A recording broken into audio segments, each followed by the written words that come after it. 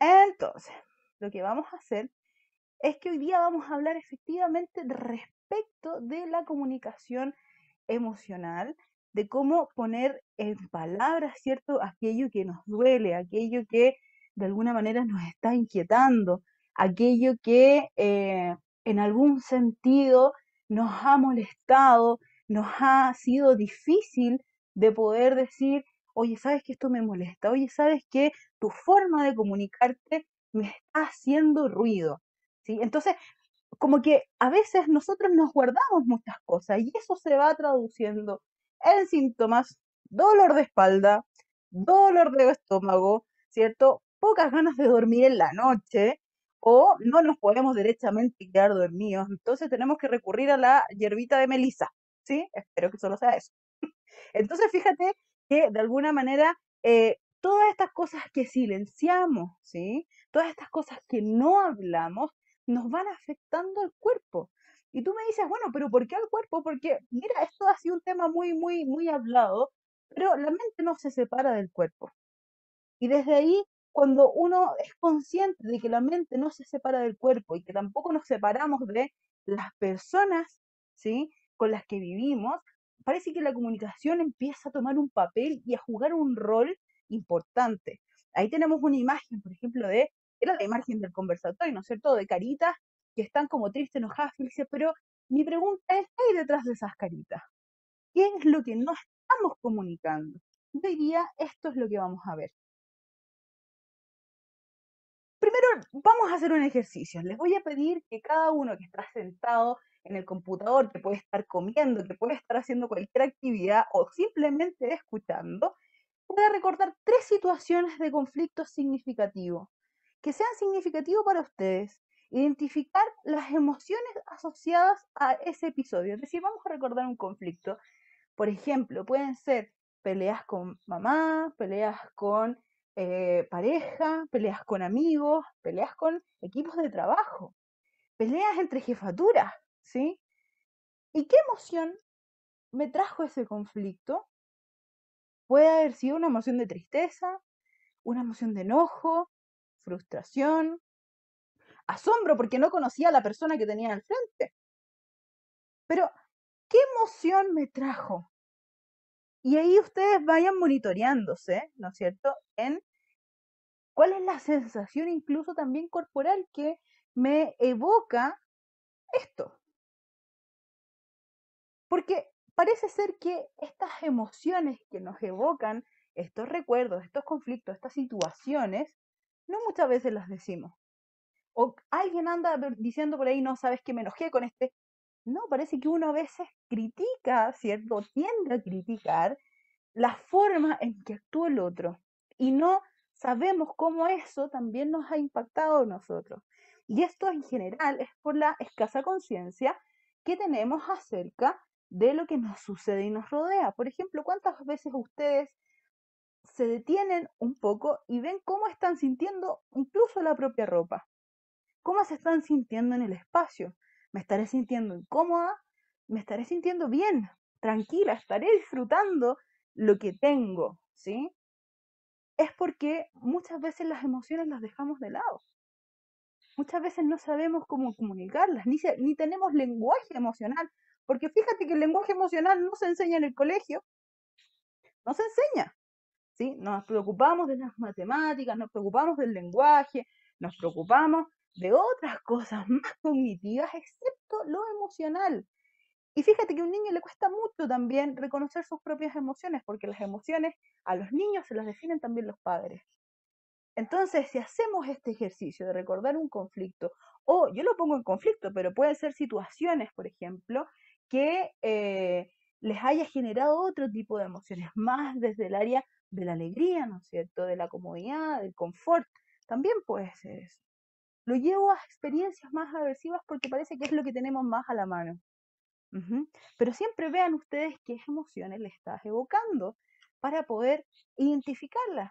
Puede ser enojo, tristeza, estrés, desesperanza. Yo tengo a muchos chiquillos en atención que están como el de la foto, ¿sí? Están así como, por favor, no quiero más con la vida. Y no tan solo, yo sé que aquí están muchos también del centro de salud, están muchos profesionales, ¿cierto?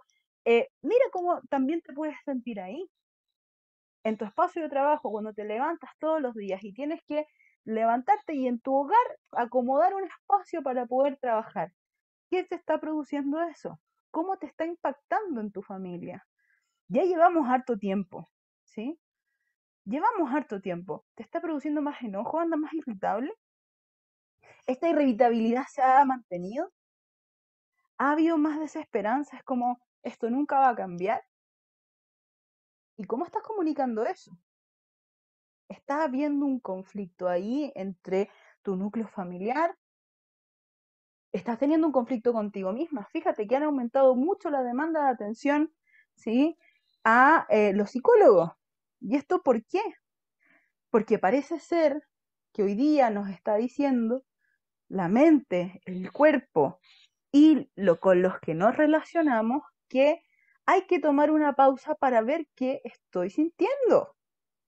Y necesito de un otro que me pueda escuchar. Fíjate lo relevante de eso y que tiene mucho que ver con la comunicación, porque ya sabemos, ¿no es cierto?, que en la comunicación se necesitan dos o más personas, un contexto en donde yo pueda recibir el mensaje. Y un mensaje no tan solo es de manera verbal, sabemos que el mensaje puede ser incluso a través de una imagen, ¿no es cierto? A través de una imagen, a través de lo no verbal, de lo que no se dice. Una persona me puede decir, estoy muy bien, ¿sí? Pero tú le vas a notar en la cara, en los ojos, que no está bien. Estas sensaciones entran por otro canal, por un canal mucho, mucho más, eh, yo diría, de la sensación, ¿no es cierto? Como casi de la intuición. Y es ahí donde se te permite escuchar con todos los sentidos. Es ahí en donde las emociones parece ser que por fin pueden ser o pueden abrirse camino para ser verbalizadas, ¿sí? Porque si nosotros no damos tampoco espacio al otro para que pueda estar y confiar en nosotros, ¿cómo, sí? Voy a esperar del otro que también me escuche. Entonces, también podemos focalizarnos, por ejemplo, en vivencias del pasado, sobrepensar las cosas. ¿Cuántos de ustedes se van a dormir y están, mira qué pasó por lo que me dijo el otro día? Lo que pasa es que están así todo el tiempo. Y fíjate que también están como incluso pensando en lo que pudiese haber pasado, en qué le hubiese respondido anteriormente. Es decir, tienen un conflicto y ustedes dicen, no, es que, y se les ocurre la respuesta mágica de que pueden haber dicho en ese momento. Pero fíjate que ya no fue. ¿Cómo lo podrías decir de otra manera? ¿Cómo manejas la frustración? ¿Sí? Emociones que muchas veces nos generan un malestar, pero si uno las puede reconocer y puede mirarlas en perspectiva, pueden siempre abrir un espacio de oportunidad para moverse en el conflicto. ¿Qué significa y a qué me refiero con moverse en el conflicto? Poder solucionarlo, o a veces no poder solucionarlo, pero sacar algo desde ahí, de ese conflicto, ¿sí? Y es ahí donde nosotros nos empezamos a movilizar en este mundo. Hay personas que a veces les cuesta mucho ver las emociones, mucho ver las cosas en perspectiva, en contexto, ¿sí? Entonces, busquemos también espacios para poder mirar y para poder ayudarnos a mirar, ¿sí? Nosotros no sabemos, no nacemos sabiendo, a veces necesitamos de un otro. Y lo vamos a ver un poquito más adelante. Pero fíjate, ¿cuándo esto se transforma en un problema? ¿Cuándo esto se transforma en un problema psicológico o un problema para uno? Primero, la visión de problema es muy subjetiva, ¿sí? Porque tiene que ver con tu historia, tiene que ver con tu contexto, tiene que ver cómo tú te significas las cosas, tiene que ver con cómo tú te estás viviendo la vida. Eso se llama vivencia, ¿sí? Pero cuando esto se transforma en un problema, en general, es cuando esto empieza a ser reiterativo en el tiempo. Y lo que te pasó cuando ibas en el colegio parece ser que se repite ahora en la universidad. Y si no lo ves, esto puede repetirse después. Y así nos vamos imbrincando en algo que parece que no tiene vuelta. Muchos pacientes lo han descrito así como un bucle. Mira tú, un bucle es como algo de nunca acabar, ¿no es cierto? Cuando esto se transforma en un problema es cuando también empieza a dañar nuestros contextos. cuando empieza a dañar la forma en que yo sociabilizo, con la forma en que yo me relaciono con mis pares, ¿sí? La forma en que mis docentes me ven, la forma en que mis compañeros de trabajo me ven. A veces hay que reflejarse en un otro para saber qué pasa, ¿sí? Porque yo puedo tener una percepción, pero a lo mejor el otro también me ve de otra manera y eso también tiene que ver conmigo. Y la vivencia subjetiva de cuando esto es un problema, de que realmente es un problema, ¿no es cierto? Para mí, por ejemplo, puede ser un problema que, no lo sé, que discuta con mi pareja, por ejemplo. Puede ser un gran problema. Entonces, ¿cómo voy a poder resolver ese problema si es algo que a mí me da problema? Es como un juego de palabras, ¿no es cierto? Es algo que para mí es significativo. Y la única forma también de resolverlo, una, es la comunicación interna y dos, es la comunicación con el otro, ¿sí?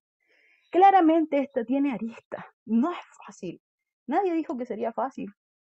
Comunicarnos, ¿sí? Comunicar lo que estoy sintiendo, siendo consciente de que el otro también tiene sentimientos, porque no, esto no es llegar y decir, ok, voy a comunicar todo y voy a lanzar, no, porque ahí podemos entrar en otro conflicto, ¿sí? Es que el otro también me responda de una manera aversiva y que yo reaccione frente a esa aversión. Y eso se llama una escalada simétrica, ¿sí? Es como que esto va escalando, va escalando, va escalando y al final nadie se escucha. Entonces, primero, lo que les quiero transmitir es que hay que tener conciencia de que es un problema para nosotros. ¿Cómo lo voy resolviendo? ¿Sí? ¿Cómo lo voy resolviendo? ¿Sí? Una forma de resolver un problema afuera, ¿no es cierto? Es decir, una forma de resolver un problema que no sea en la interna, sino sea con otros, es tener una comunicación más asertiva. ¿Y qué es la asertividad? La asertividad es una habilidad, ¿sí? Es una habilidad que se practica, es una habilidad social, en donde yo tengo, ¿cierto?, que pensarme primero y tengo que ver cómo les voy a comunicar al otro estratégicamente que esto a mí me está molestando. Y fíjate que tú me puedes decir, ah, qué simple, ¿sí? Pero no es tan simple, porque también requiere tener conciencia de las emociones del otro, de la vivencia del otro, y poner en práctica de cómo yo voy a decir mis necesidades de una manera que pueda sonar empática también, ¿sí? Porque a veces incluso la asertividad, y por eso pongo este dibujito acá, la asertividad siempre está en el medio entre un estilo más pasivo y otro estilo más agresivo. Es decir, un estilo pasivo, ¿qué significa eso? Como que yo me dejo dominar por el otro, siempre me estoy como disminuyendo, siempre no doy mi opinión. En general estas personas pueden tener un estilo más encorvado, ¿cierto? No hacen contacto visual y en general son más dominados por un estilo agresivo, ¿cierto? Pero la asertividad es el equilibrio entre ambas. Ustedes pueden decir, bueno, pero los psicólogos siempre hablan de equilibrio. ¿Cómo es eso? ¿Cómo mantener el equilibrio si a veces uno ve todo o nada? Fíjate que la asertividad es como que yo te diría, mira, hay matices, ¿sí? Hay matices entre lo que puede ser considerado como las necesidades del otro y tus necesidades. Entonces la asertividad también se considera que uno es un sujeto de derecho, un, tal como el otro, ¿sí? Entonces, que yo no voy a pasar a llevar eso, no voy a claudicar a eso. Y no voy a tener la intención de herirte. Por ejemplo, si por ejemplo, si mi pareja me dijera, no, es que yo nunca más voy a lavar la loza, pero yo sé que eso a mí me generaría una carga importante a nivel doméstica, ¿cómo yo le voy a decir que esto me molesta?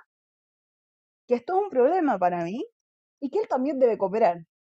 Porque en general a veces uno actúa, ¿cierto?, entre los estilos agresivos y pasivos, así como, no, pues ¿cómo no vaya a lavar la loza? Si tenéis que lavar la loza, pues, y uno empieza a incluso a abrir los ojos, como a ponerse más, si fuera distinto, por ejemplo, en un estilo más pasivo, sería así como, ah, bueno, yo lavo la loza, no te preocupes, tú no la lavas, pero me guardo todo lo que tengo adentro. Y fíjate cómo eso se ha transformado en un problema, ¿sí? Respetarnos en nuestros deseos, expectativas y opiniones. O sea, quizás ahí sería bueno entrar a picar y decir, ¿Y por qué no quieres lavar la loza? ¿Te es una carga? ¿Qué pasa? ¿Por qué antes lo hacías? ¿Por qué ahora no? ¿Sí? Lo pongo en algo súper cotidiano, ¿ah? Pero esto puede ser incluso una resolución para problemas de mayor índole. Cuando uno es asertivo, la idea es decir el resultado que se espera. Por ejemplo, mira, tú antes lavabas la loza y yo sé, y a mí me aliviaba muchísimo que esto fuera así. Podríamos llegar a un punto medio en que tú, por ejemplo, si hoy día lavas la loza todos los días, yo la lave la mitad de los días y tú la lavas la otra mitad. Sería una buena alternativa. ¿Ves que es distinta la forma? El contenido es el mismo, pero la forma es distinta. Yo me imagino que ustedes deben haber tenido así como estas típicas peleas como con un otro que te dicen, no, pero no es como, no es lo que me dices, es cómo lo dices. Eso pasa, el cómo es muy importante, porque el cómo también tiene que ver con la corporalidad, el tono, la entonación, la proximidad, todo ese tipo de cosas. Entonces, ¿cómo me voy a comunicar? Porque esto incluso pudiese generar una mayor vinculación con un otro, estrechez vincular.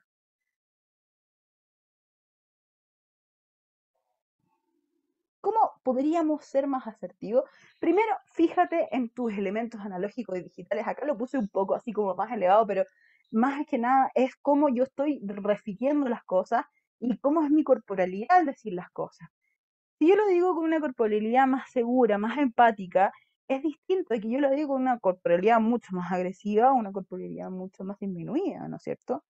Muy distinto. La idea también es que puedas comunicar tus necesidades. Hazte esta pregunta. ¿Te has sentido escuchado en tus necesidades? Dentro del ámbito universitario, dentro del ámbito familiar, en donde sea. ¿Tú te has escuchado tus propias necesidades? También eso es importante de ver. Haz referencia a los hechos y no a los juicios, ¿no es cierto? Pon entre paréntesis tus creencias. Importante también. Es decir, cada vez que uno conoce a una persona o tiene una persona al frente, uno siempre hace conjeturas de lo que cree que le ha pasado. Pero uno no sabe. Entonces, ojo, contrastemos. ¿Sí? No demos por hecho las situaciones. Sé empático. ¿Qué es la empatía? La empatía es efectivamente ponerse en el lugar del otro, pero ponerse en el lugar del otro no tan solo desde lo verbal, sino con todos los sentidos, ¿cierto? Esto se hace en psicoterapia, uno es empático con el otro, uno desde las entrañas puede decir, ok, hoy día estoy sintiendo como él está sintiendo, pero tengo la capacidad, ¿cierto?, de poder dar un paso atrás y poder mirar en perspectiva, prestarle la mente un poco. Eso es lo que uno hace, y eso es lo que uno hace en general en la vida, ¿no es cierto? Con un otro, con amigos, familiares, eso es lo que uno hace. Di una razón real y un hecho que sustente tu posición. Por ejemplo, ok, mira, ¿sabes qué? Hoy día no quieres lavar la loza, pero tú antes lo hacías. ¿Qué pasó? Quiero entender qué pasó. Porque un hecho concreto es que tú lo hacías. ¿Me entiendes? Es decir, hechos que se sustentan en la realidad.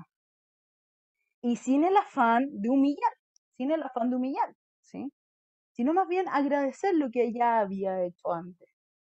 Porque si tú tratas de humillar, activas mecanismos de defensa. ¿Qué quiere decir eso?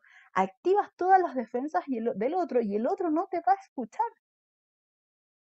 Y contagia tu emoción. ¿Sí? No, esto no significa que uno ande siempre en la risa. No, no, no. Contagia la emoción. Si tú te estás sintiendo con pena por esta conducta, ok, dile. Muéstrate tal cual. No hay que tener miedo en eso. Y para ser asertivo esto requiere efectivamente mucho autocontrol de lo que estoy pensando, mucho autoconocimiento. Otra forma, ¿cierto?, de poder buscar espacios para poner en palabras lo que nos duele, para poder comunicar lo que estamos sintiendo, para poder ver el origen de muchas cosas, o más que el origen, entender el proceso, es buscar espacios terapéuticos. Esto es transversal, de niños a adultos mayores. Es transversal. ¿Sí? Los niños con muchas más dificultades, porque ahí los padres tienen que tener ojo, ¿no es cierto? Pero buscar espacios terapéuticos significa buscar lugar en donde se te permita decir aquello que nunca has dicho. Por ejemplo, en vulneración de derechos, ¿no es cierto? O en violencia. ¿Qué es lo que has ocultado? ¿Qué es lo que no se te ha permitido decir? ¿Qué es lo que no se te ha permitido decir? Mira qué fuerte esa frase. Tener la conciencia que el dolor puede transformarse en crónico. A veces tenemos una pesadez, a veces esto se transforma incluso muchas veces en fibromialgia, en cosas potentes, ¿cierto? Que tienen que ver con nuestro sistema inmune y nuestro sistema nervioso.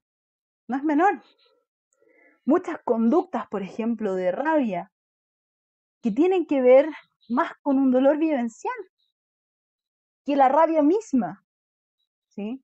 Un dolor que llevamos a cuestas y que a veces la gente lo describe como una mochila pesada que nos impide caminar, nos impide ir para adelante. O también lo describen como una tela en los ojos que no le permite ver. ¿Te ha pasado? ¿Te ha pasado? Quiero que te lo preguntes, no es necesario que respondas. Si quiero responder, maravilloso, me interrumpes, no hay problema. Pero, ¿te ha pasado? Ese es el punto. Porque si te ha pasado y no has hecho nada con eso, ok, será el momento de hacerse cargo. Cada persona tiene su tiempo. Cada persona. Es relevante buscar espacios en donde te permitan cuidar y ser cuidado.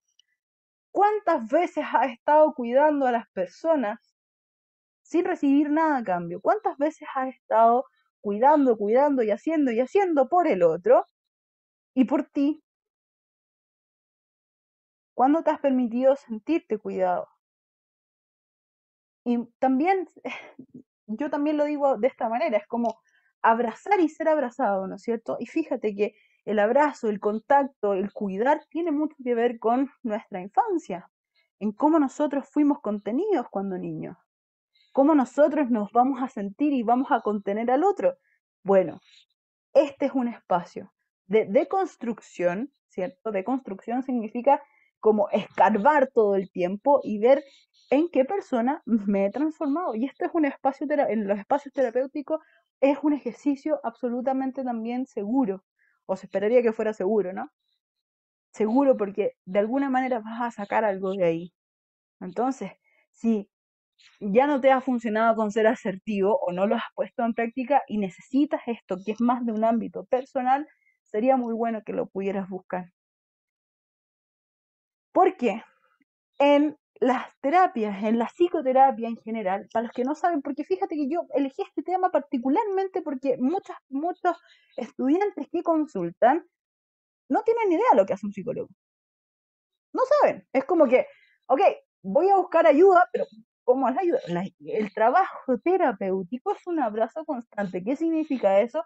En que yo pongo, ¿cierto?, mi vivencia para que el otro me ayude a poder elaborar todo este proceso, para que el otro me acompañe en este proceso. Pero también requiere un esfuerzo y generalmente el esfuerzo es del paciente, ¿sí? Y es así como el paciente posteriormente puede tener un lenguaje para poder explicar aquellas cosas que no se había podido explicar. Y eso es comunicación. Acá pongo, el abrazo terapéutico permite la recuperación de los vínculos lastimados. Efectivamente, porque uno se vincula con una persona que uno espera que sea una vinculación segura, que sea un espacio en donde tú te puedas desenvolver tal cual eres, sin ningún tapujo. Y eso debe facilitarle el terapeuta y también el paciente, ¿sí?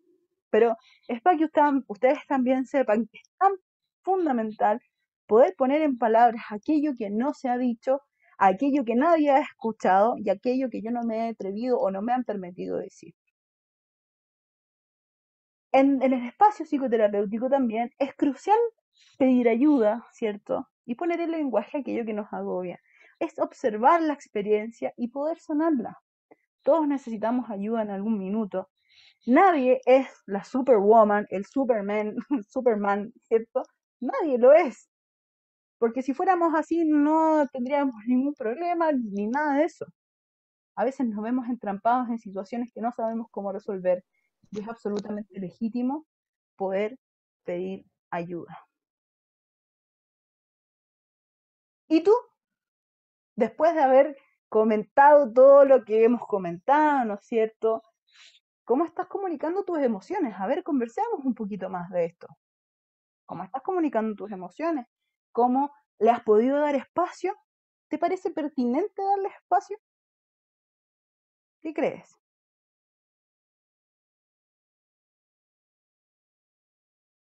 ¿Qué crees? Vamos, los escucho.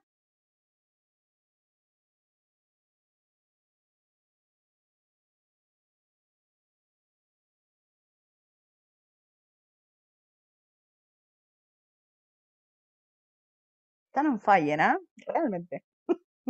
Pero una cosa, ok, ¿qué pasa? Les resulta bueno poner las emociones en práctica, a ver cómo es eso.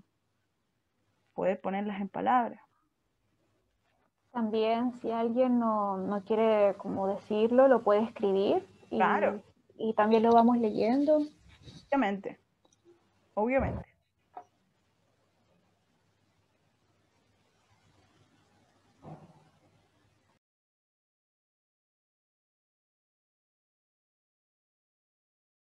Pero si no, esto también comunica, ¿no es cierto?